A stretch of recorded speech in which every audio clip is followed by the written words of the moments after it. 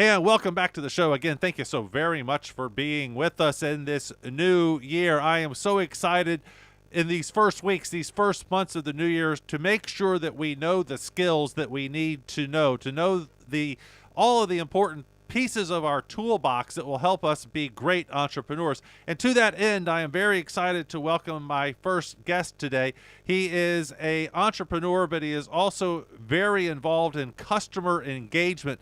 Nothing could be more important to us entrepreneurs. His name is Shil Niyogi. He has written a new book called Lean Customer Engagement. You, of course, can find it over on that Amazon place. He went to undergraduate at one of the most prestigious universities in Delhi, India, got an engineering degree. After that, he moved to the United States and got his MBA at UCLA, one of the top 10 schools probably in the country. He was very active there in the student-run organizations and all of the extracurricular things that you can do.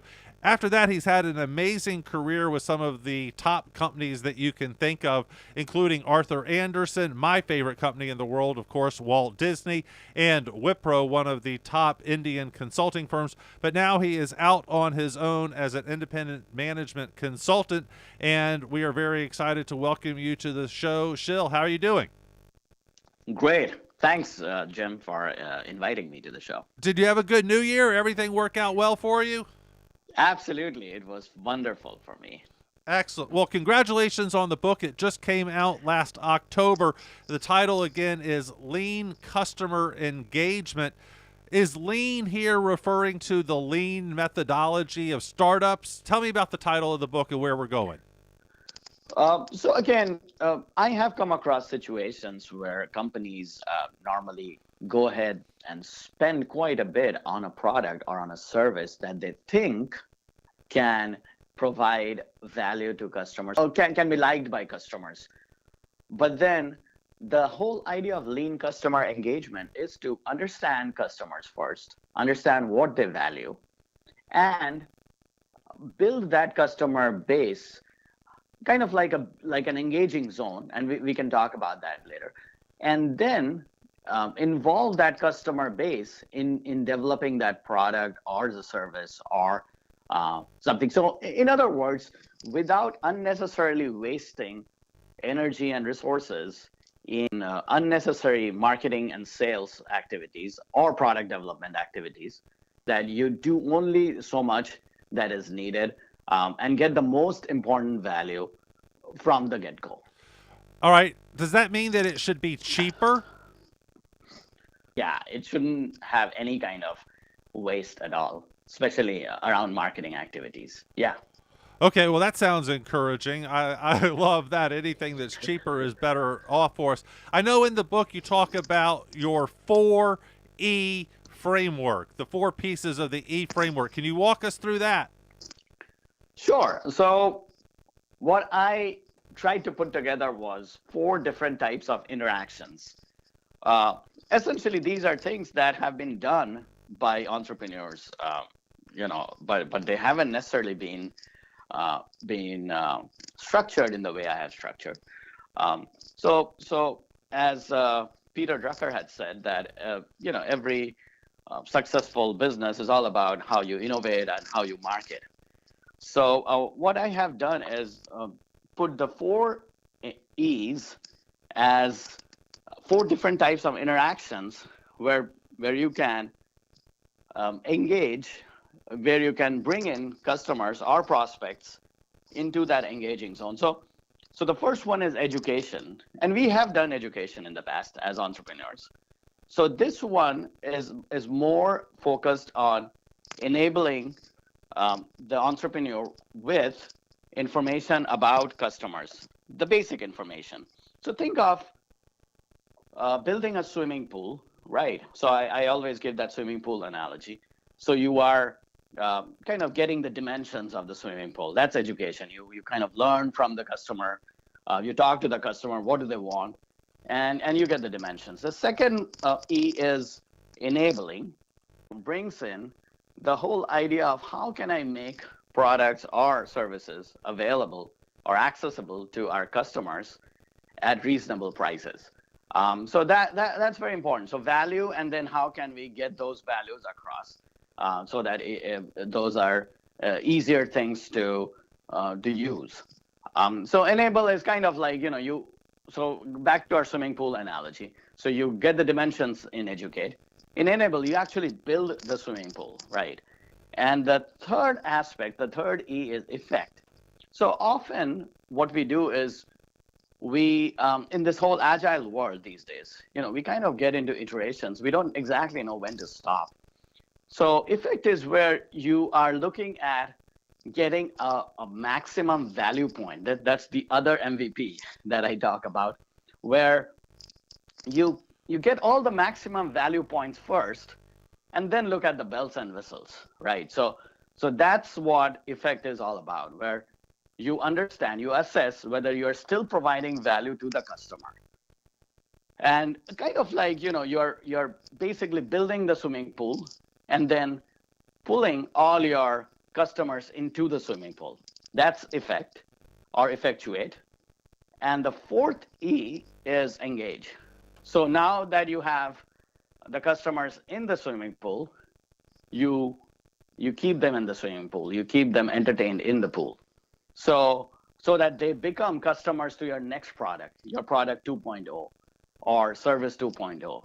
So this whole idea of the 4E framework is about educating, enabling, effecting the change, and then engaging the customer further so that he can go through these 4Es again for your next product.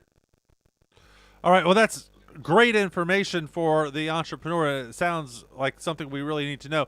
How do we keep them in the swimming pool then? You brought that up as the engagement piece. Sounds like the most important.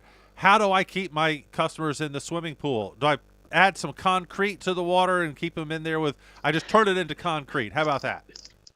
Yeah, no, that's good. Offer some new services like, give them sodas while they're in the swimming pool, or maybe pizzas. I don't know whether that's a good idea, but the idea is to keep building that new product. Kind of now that they are in the swimming pool, it's easier to understand what they want, and then provide them what they want. And that's an easier customer. You don't have to necessarily battle for that customer or that prospect anymore, because they are already engaged in the pool. So all you have to do is now build a better product by listening to them. All right. Well, the analogy works for me, Shil. The number one thing I love is to have a drink at the swim up bar in the swimming pool. So I like the idea of the drink in the swimming pool. That's about the only thing that would keep me there. I absolutely love that analogy. It totally works for me. But that sounds expensive. So how do we make it congruent with the belief that this can be lean? Where does the lean come in? It sounds like all of the add-ons are going to add on more cost. Just the swimming pool was an analogy. So imagine you build a product, without necessarily having a customer at all. Nobody has seen it. You just thought maybe this is something that the customers would like because I like it. And I'm kind of like an artist, right? You just write it and then you think that it will sell. However, when we take that approach, it's much more expensive because you are building on something that you have no idea there's going to be any customers for. It's basically I'm talking about kind of getting the customers first before even you embark into building like a super product. So that's what I have stressed all throughout. That get a customer first, or get someone to like your product. I know that there are issues of IP protection, but then again, have your IP suitably protected first, and then try to get customers first of all. Like your idea, or like your product, or like at least the concept, right? The concept is the new minimum viable product these days.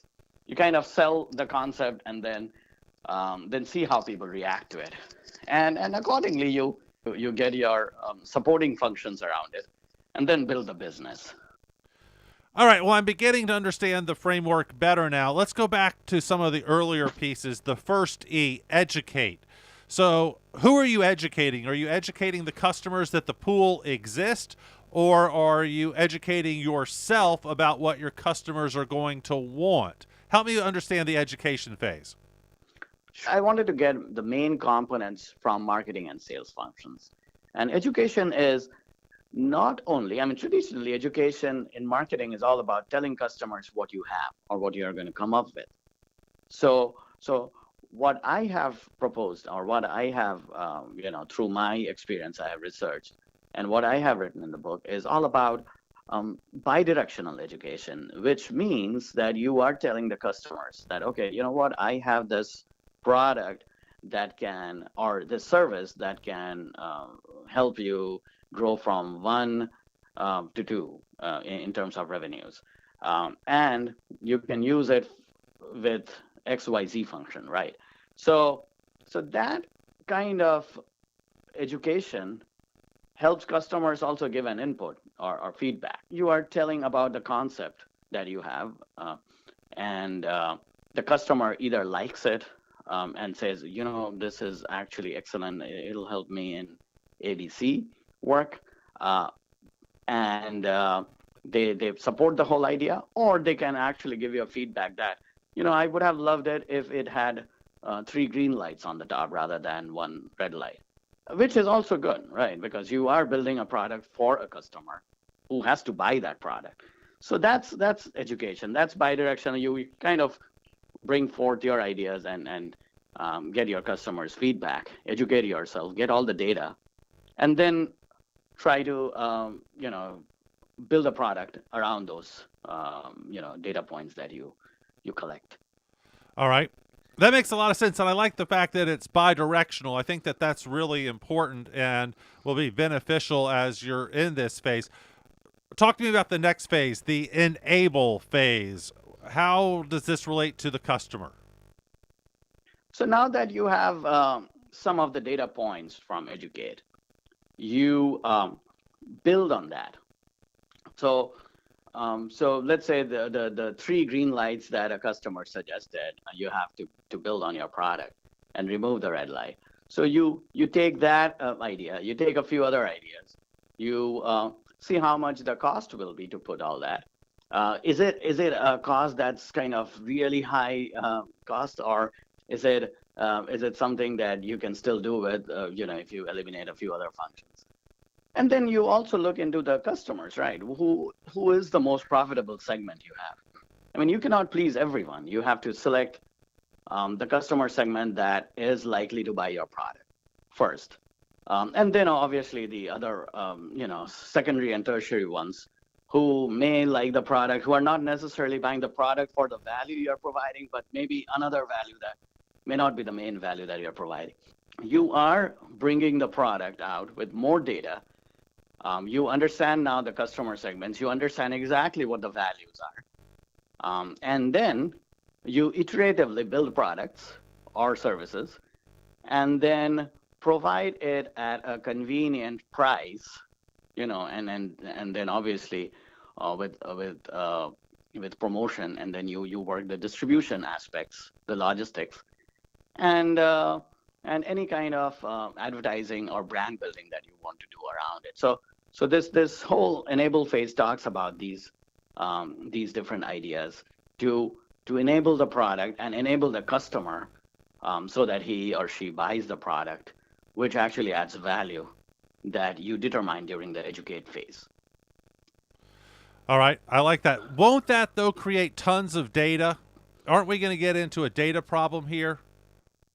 Too much Exactly. data? Absolutely. And then that's where I've talked about enablers. Enablers in a company are kind of going to be data scientists who are going to look into the data, use machine learning or use some other form of data analytics and identify, who the most profitable clusters are or segments are.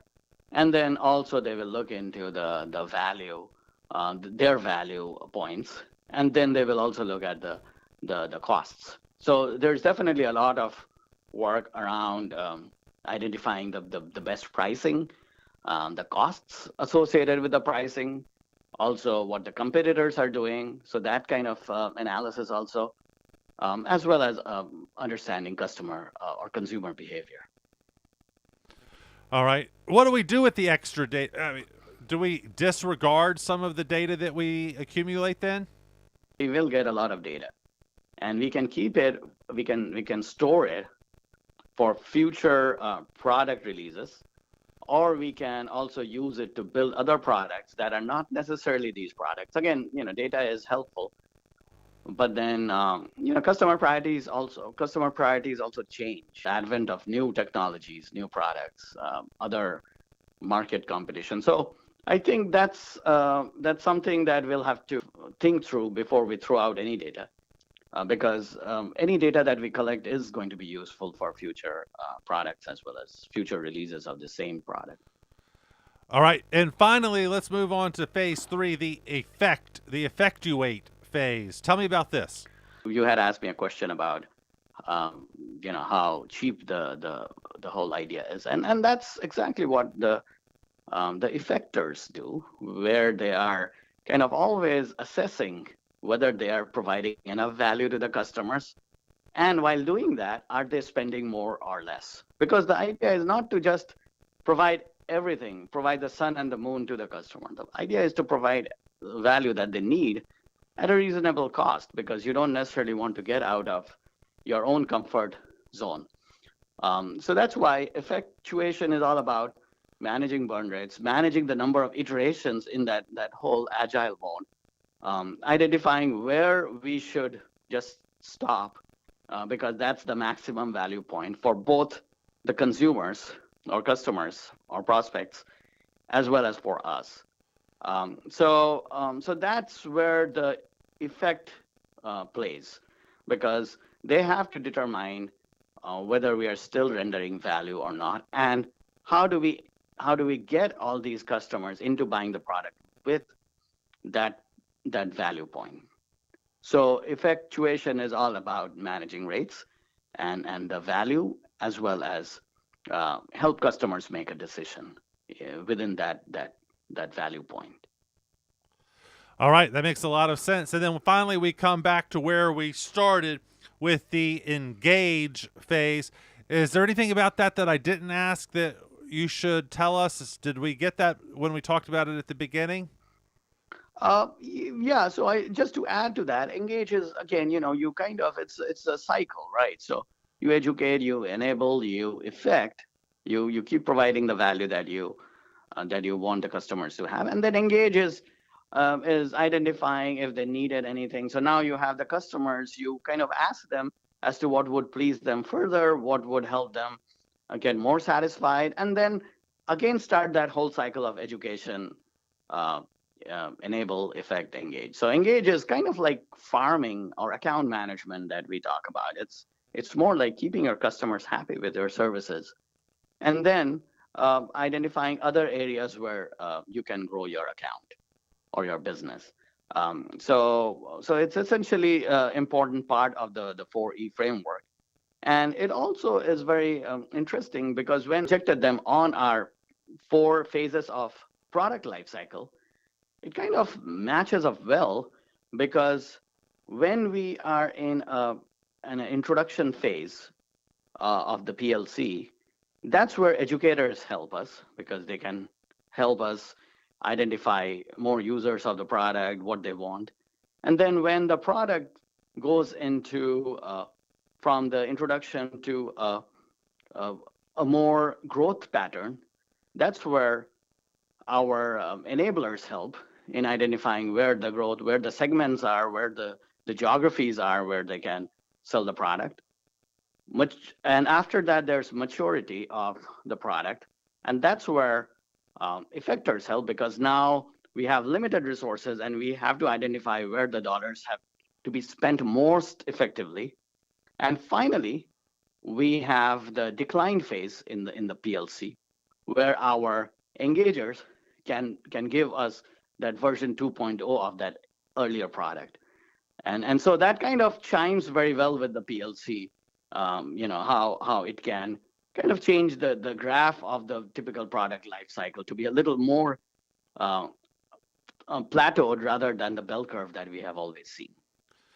All right. The name of the book is Lean Customer Engagement. Shill, great stuff. How can we find out more about you? Get a copy of the book. Follow you on social media, please.